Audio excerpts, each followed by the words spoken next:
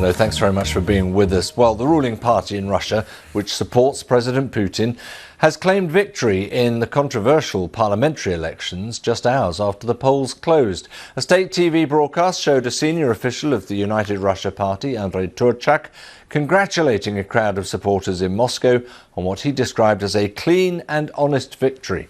The Central Election Commission says with 25% of the ballots counted, United Russia has just over 44% of the vote. Few critics of the Kremlin were allowed to run, with supporters of the jailed opposition leader Alexei Navalny among those affected. This report from our Moscow correspondent Steve Rosenberg. There's something different about a Russian election. Polling stations turn into music halls. Buses turn into polling stations. We found this one parked just outside Moscow. We asked, why in a bus? He couldn't explain. The authorities say the vote was transparent and fair. It looks like a regular election. There are voters and there are parties to vote for. But most opposition politicians and activists, in other words, the Kremlin's most vocal critics, are barred from the ballot. And talking of ballots, at polling station 475, a hooded woman is caught on camera, apparently stuffing ballot boxes. She finishes one pile, and then out comes another.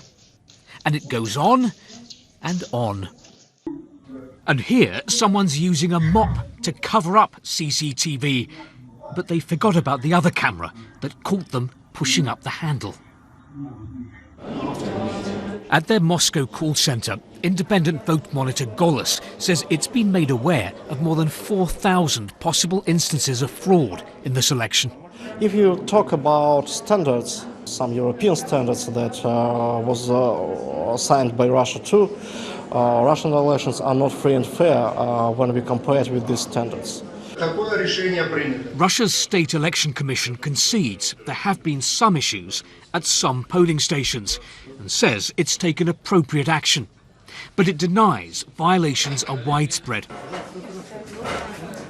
As for the result, no real surprise. The Kremlin's party on course to win the race that was run according to the Kremlin's rules. Steve Rosenberg, BBC News, Moscow.